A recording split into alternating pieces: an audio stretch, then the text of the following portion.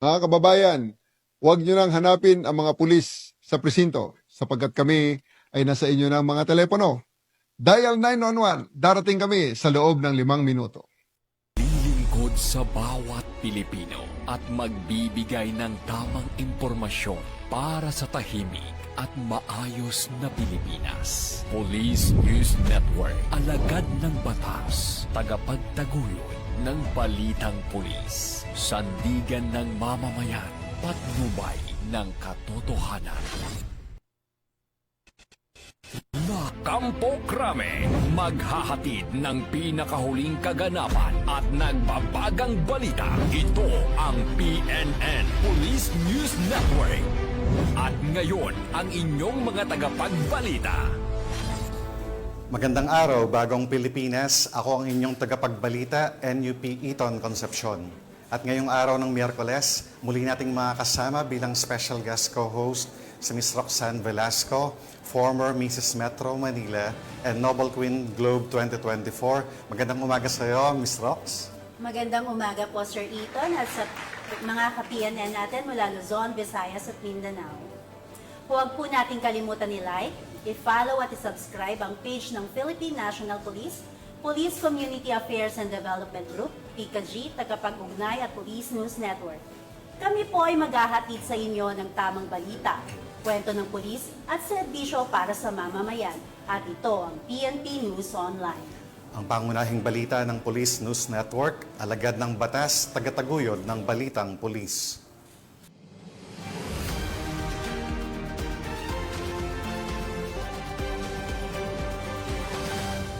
Narito ang mga balitang dapat niyong abangan. 76.8 milyong pisong halaga ng marijuana nasugpo sa Cordillera, Procar. Mas pinalakas ang kampanya kontra droga.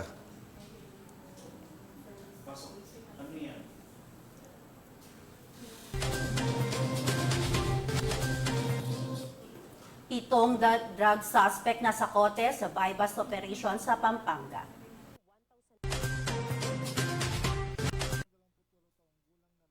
Ng grupong konektado sa CPP, NPA, NDF kusang tumalikod sa kilos protesta sa Agoo, La Union.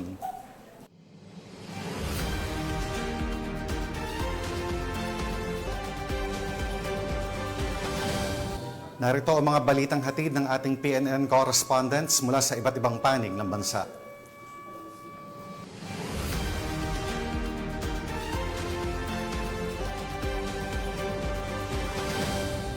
Simulan natin ang balita mula sa bahagi ng Luzon.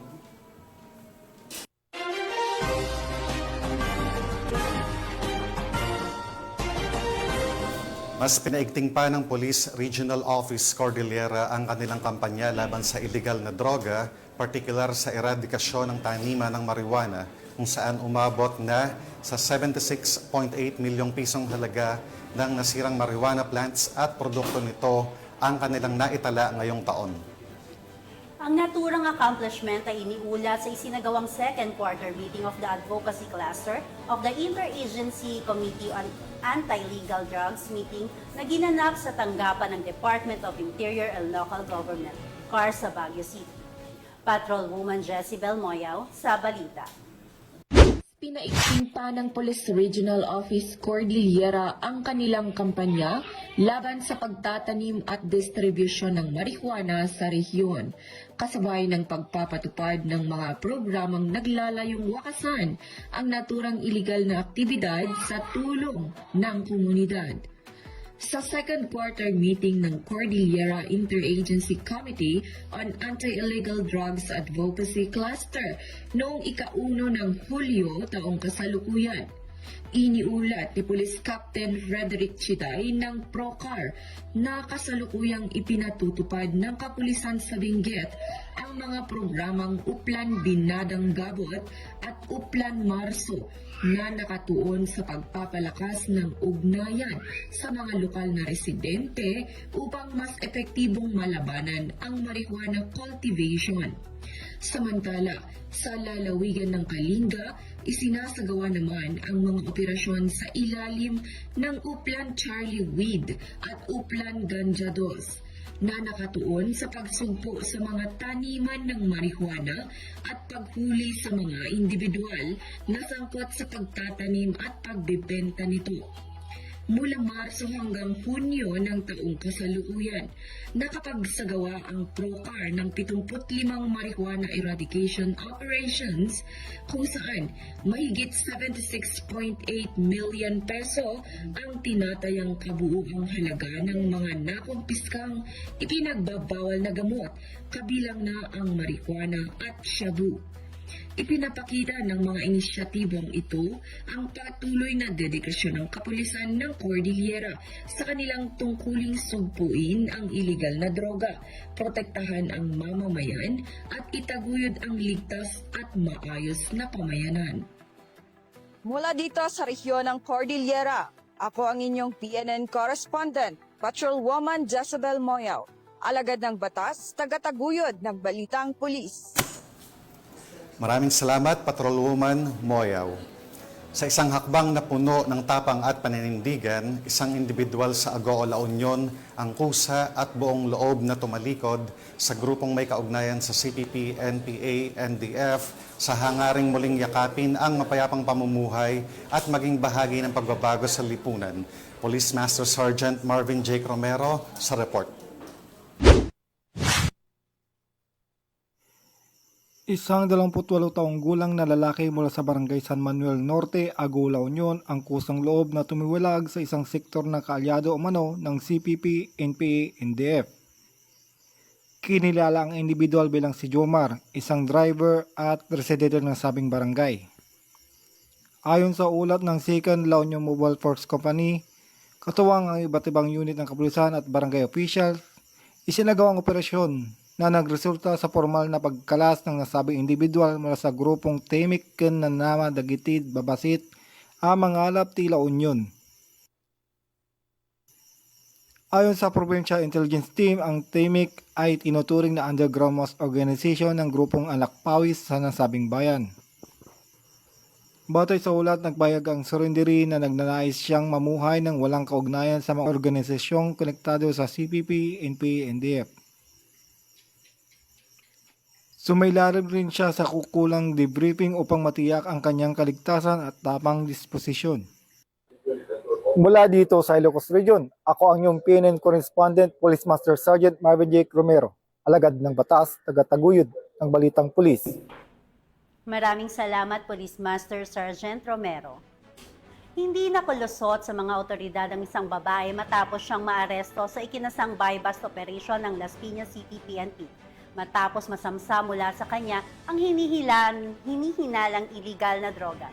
Nakibalita dyan si Patrolwoman Nalang shabu na may tinatayang timbang na humigit kumulang 4 na gramo na may standard drug price na 27,200 pesos at isang itim na leather coin purse. Ang suspect ay nasa kustodiya ng Las Piñas Police Station at mahaharap sa kasong paglabag sa Republic Act 9165 o mas kilala bilang Comprehensive Dangerous Drug Act of 2002. Mula dito sa Camp Bagong Diwa, Taguig City, ako po ang inyong PNN correspondent, Patrolwoman Ivy Corporal, alagad ng batas, tagataguyod ng Balitang Pulis. Maraming salamat, Patrolwoman Corporal. Bagsak sa kamay ng batas ang 7 drug suspects matapos mahuli sa isinagawang buy-bust operation sa Mabalacat City, kung saan nasamsam ang mahigit 300,000 pisong halaga ng hinihinalang shabu. Nakatutok dyan si Patrolwoman Lixen Reyes Saweran.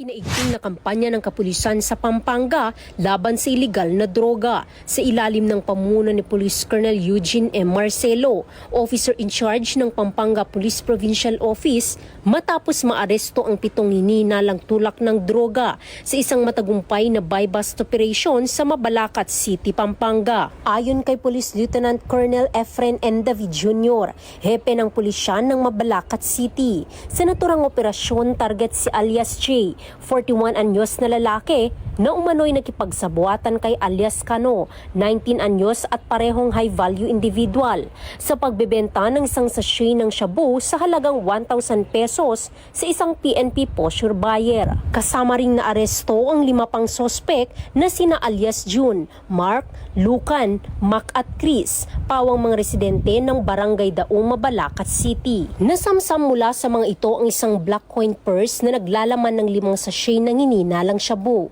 isang digital weighing scale, mga plastic sachet at buy-bust money na 1,000 pesos. Nasa humigit kumulang 51 gramo ng hininalang shabong nasamsam na may tinatayang standard drug price na 346,800 pesos. Ang mga sospek at mga ebidensya ay kasalukuyang nasa kustodi ng Mabalacat CPS habang inihahanda ang mga kasong paglabag sa Sections 5 at 11 ng Article 2, Republic Act 9165 o Comprehensive Dangerous Drugs Act of 2002. Tiniyak naman ng Pampanga PNP na patuloy ang kanilang maigting na operasyon upang sugpuin ang lahat ng anyo ng kriminalidad, alinsunod sa direktiba ni Police Brigadier General Ponce Rogelio Peñones Jr., Acting Regional Director ng Police Regional Office 3, upang masigurong ligtas at mapayapa ang bawat pamayanan.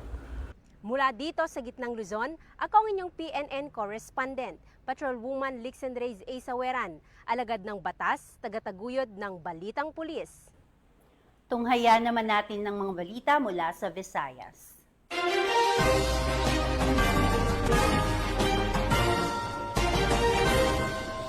Timbog ang 2 individual matapos makumpiskahan ng mahigit 700,000 pisong halaga ng shabu sa ikinasang buy-bust operation ng pulisya sa Manlangit Street, Barangay San Isidro, Tagbilaran City, Bohol. Tinitiyak naman ng pulisya na mas pag-iigtingin pa nila ang kanilang kampanya kontra droga at nananawagan sa publiko na maging katuwang sa pagbibigay ng impormasyon para tuluyang wakasan ang kalakalan ng iligal na droga. Yan ang tinutukan ni Patrolwoman Flora May Azares. Nakumpisa ng Tagbilaran City PNP ang 714,000 pisong halaga ng hinihinalang shabu mula sa 2 sospek sa isinagawang buy-bust operation ng mga otoridad sa Manlangit Street, Barangay San Isidro, Tagbilaran City, Bohol, noong ika-28 ng Hunyo taong kasalukuyan. Kinilala ni Police Lieutenant Colonel John Karen O. Escobar, Chief of Police ng Tagbilaran City Police Station, Bohol Police Provincial Office, ang 2 sospek na sina Anthony, 41 anyos, isang high-value individual na residente ng Lindaville Phase 2, Tagbilaran City, Bohol, at Marlon, 35 anyos, isang street-level individual na residente ng Kadapdapan, Kandihay, Bohol. Bandang alas 3:45 ng hapon nang ikinasa ng mga operatiba ang buy-bust operation na nagresulta sa pagka-aresto ng mga sospek at pagkasabat ng 3 pakete ng hinihinalang shabu na may timbang na 105 gramo at may standard drug price na 714,000 pesos, buy-bust money, isang Vivo na cellphone, isang pouch at rusi na motor. Kasalukuyang nasa kustodiya ng Tagbilaran CPS ang mga sospek at mahaharap sa kasong paglabag sa RA 9165 o Comprehensive Dangerous Drugs Act of 2002. This operation sends a clear and strong message. Walang puwang ang iligal na droga sa Tagbilaran City sa ilalim ng kasalukuyang pamunuan.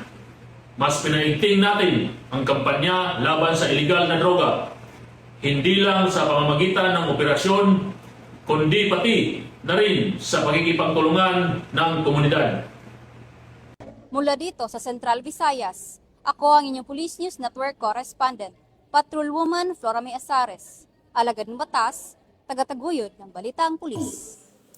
Maraming salamat, Patrolwoman Azares. Personal na pinangunahan ni Police Brigadier General Josefino Ligan, Regional Director ng Police Regional Office 6, ang pamamahagi ng 911 emergency cards sa mga residente at turista sa isla ng Boracay bilang bahagi ng kampanya ng kapulisan sa pagpapalakas ng public safety and emergency response awareness. Yan ang balitang hatid ni Patrolwoman Justin May Halores. Sa layuning mapalakas ang kaligtasan at seguridad ng publiko, personal na pinangunahan ni Police Brigadier General Josefino Diligan, Regional Director ng Police Regional Office 6, kasama si Police Colonel Arnel B. Ramos, Provincial Director ng Aklan Police Provincial Office, ang pamamahagi ng 911 emergency cards sa mga residente at stakeholders ng Boracay Island at nagturo ng tamang paggamit ng emergency hotline sa mga residente ng Boracay Aklan nito lamang ika-28 ng Hunyo taong kasalukuyan. Bilang bahagi ng aktibidad, binigyang diin ng mga opisyal ang kahalagahan ng maayos at responsabling paggamit ng naturang emergency hotline upang matiyak ang mabilis na tugon ng mga kapulisan sa oras ng sakuna o krimen. Layunin ng inisyatibang ito na mapatatag ang ugnayan ng pulisya at komunidad, habang pinapalaganap ang kaalaman hinggil sa mga tamang hakbang tuwing may emerhensya. Isa rin itong hakbang ng PNP upang palakasin ang kahandaan at disiplina ng bawat mamamayan sa pagtugon sa hindi inaasahang sitwasyon. Sa pamamagitan ng direktang pakikilahok sa mga mamamayan ng Boracay, pinatunayan ng Police Regional Office 6 sa pangunguna ni Police Brigadier General Ligan ang kanilang matibay na paninindigan sa pagbibigay ng dekalidad na serbisyo publiko. Ang ganitong hakbang ng Philippine National Police ay patunay ng masigasig na pagsisikap ng buong hanay ng pulisya na mapalapit sa komunidad at mapanatili ang kapayapaan at kaayusan laban sa anumang emerhensya o kriminalidad. Dahil sa bagong Pilipinas, ang gusto ng pulis, ligtas ka. Mula rito sa Police Regional Office 6, ako ang inyong PNN Correspondent Patrolwoman Justin May Halyores. Alagad ng batas, tagataguyod ng Balitang Pulis. Narito naman ang mga balita mula sa bahagi ng Mindanao.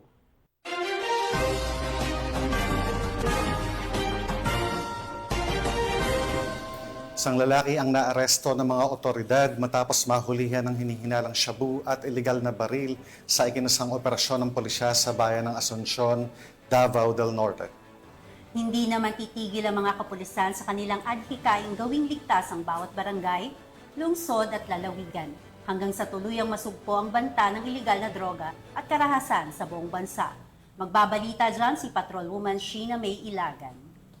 44 anyos na lalaki na kilala sa alias na Roland ang naresto sa bisa ng search warrant matapos ang matagumpay na operasyon ng mga otoridad nito lamang Hulyo taong kasalukuyan sa Purok 6, Barangay New Bantayan, Asuncion, Davao del Norte. Ang operasyon ay isinagawa ng mga tauhan ng Asuncion Municipal Police Station, katuwang ang Davao del Norte Provincial Drug Enforcement Unit, Davao del Norte Provincial Intelligence Unit, at ang 1st Davao del Norte Provincial Mobile Force Company.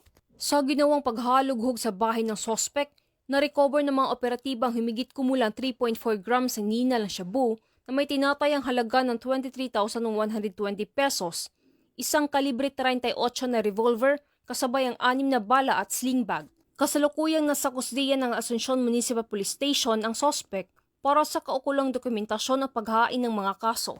Ang tagumpay ng operasyong ito ay patunay na patuloy na pagsisikap ng mga kapulisan sa pagpigil sa paglaganap ng iligal na droga at mga armas sa komunidad. Mula dito sa Police Regional Office 11, ako inyong PNN Correspondent, Patrolwoman Sheena May Ilagad, alagad ng batas, tagataguyod ng Balitang Pulis. Maraming salamat, Patrolwoman Ilagan. Kalaboso ang isang lalaki matapos mahulihan ng iligal na droga sa isinagawang search warrant operation ng mga otoridad sa General Santos City. Ang report mula kay Patrolwoman at Ara Cassandra Concon. Kumpiskado sa pag-iingat ng isang lalaki ang isang pakete ng hinihinalang shabu at matapos ang hinaing search warrant ng mga operatiba ng Jensen PNP sa Barangay Fatima, General Santos City.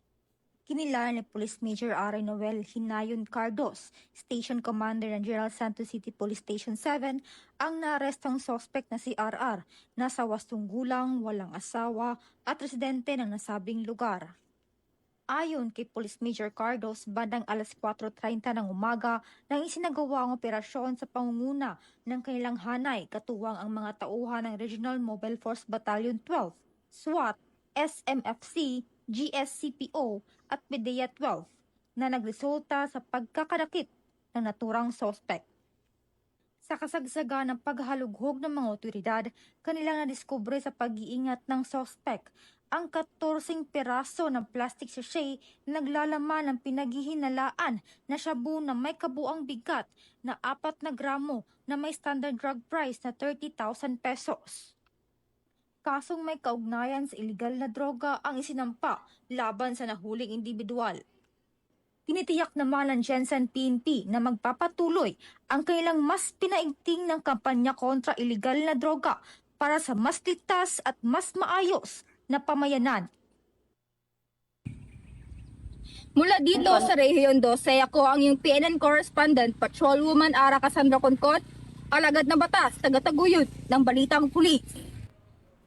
Maraming salamat, Patrolwoman Concon. Sa walang humpay na anti-illegal drug operation ng pulisya, nasa batang mahigit kalahating milyong pisong halaga ng shabu mula sa 2 drug suspects sa Lanao del Sur. Narito ang detalye ng report mula kay Patrolwoman Veronica Lagi.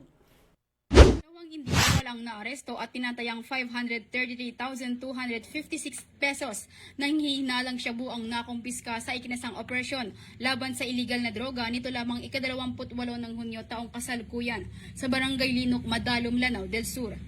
Kinilala ni Police Brigadier General Jason C. de Guzman, Regional Director ng PROBAR, ang mga suspect na sina alias Abdullah at alias Bong. Ayon sa ulat, bandang alas 8:30 ng umaga nang ikasa ang bypass operation na pinangunahan ng mga tauhan ng Provincial Special Operations Group at Provincial Drug Enforcement Unit LDS-PPO katuwang ang Madalum MPS. Kabilang sa mga nakumpiskang ebidensya ang 5 hit-sealed sachet ng hinihinalang shabu na may bigat na 78.42 gramo at nagkakahalagang 533,256 pesos, bypass money, isang identification card. Kasalukuyang nasa kustudiya ng Madalum MPS ang mga suspect at ang mga nakumpiskang ebidensya para sa kaukulang dokumentasyon at pagsasampa ng kasong paglabag sa Republic Act 9165 o Comprehensive Dangerous Drugs Act of 2002. Samantala, pinuri naman ni PB Gen de Guzman ang matagumpay na operasyon at ang koordinasyon ng mga unit na nakisa bilang patunay ng walang sawang kampanya ng PROBAR kontra iligal na droga. Mula rito sa rehiyon ng Bangsamoro, ako si Patrolwoman Veronica Lagi, nagbabalita para sa Police News Network, alagad ng batas, tagataguyod ng Balitang Pulis. At yan ang mga balitang nakalap ng ating PNN correspondents mula Luzon, Visayas at Mindanao. At bago tayo magtapos, gusto ko pong magpasalamat sa masugid na ating mga manonood ng Police News Network at syempre pa sa ating special guest co-host ngayong umaga na si Miss Roxanne Velasco. Maraming salamat sa iyong pagpapaunlak, Miss Rox, dito sa imbitasyon natin sa PNN. Baka may gusto kang ipaalam, like yung advocacy or upcoming event, Miss Rox? Yan, I would like to thank PNN, Police News Network, for having me again. And I would like to inform everyone, nominations are now open for the ASEAN Excellence Achievers Awards 2025. Join us on August 30, 2025 at Ocada, Manila for a prestigious night of recognition, inspiration, and excellence. And I'm calling all aspiring entrepreneurs dreaming of starting your own perfume business. We are now accepting slots for our perfume making seminar and financial literacy session. Message us at our official Facebook page, Rox Fragrances, and let's start your journey to success. Pinapasalamatan at binabati ko rin po si PNP Chief Police General Nicolas Torre III, Police Major General Roderick Augustus Alba, the Director for Police Community Relations, PICA-G Command Group na pinamumunuan ni Police Brigadier General Marvin Josaro, Police Colonel Joel Serrano, Police Colonel Adonis Guzman, at Police Colonel Joel Ada. Sa lahat ng personnel ng Police Community Affairs and Development Group at sa lahat ng magigiting na pulis sa buong bansa, maraming salamat sa inyong serbisyo para sa isang ligtas na pamayanan. Sa ngalan ng pamunuan ng Philippine National Police, sa pangunguna ni Chief PNP, Police General Nicolas Torre III, at sa pamumuno ni President Ferdinand Bongbong Marcos Jr., kami ay maglilingkod sa bawat Pilipino at magbibigay ng tama at balanseng balita. At huwag niyo nang hanapin ang mga pulis sa mga presinto sapagkat sila ay nasa inyo ng mga telepono. Just dial 911. Darating sila sa loob ng 5 minuto. Dahil sa bagong Pilipinas, ang gusto ng pulis, ligtas ka. Mula rito sa tanggapan ng tagapag-ugnay ng Pambansang Pulisya, kami ang inyong tagapagbalita, NUP Eton Concepcion. At ako naman po si Roxanne Velasco, former Mrs. Metro Manila and Noble Queen Globe 2024, maghahatid ng tamang balita. kwento ng pulis at serbisyo para sa mamamayan. At ito ang PNP News Online. Ang pangunahing balita ng Police News Network.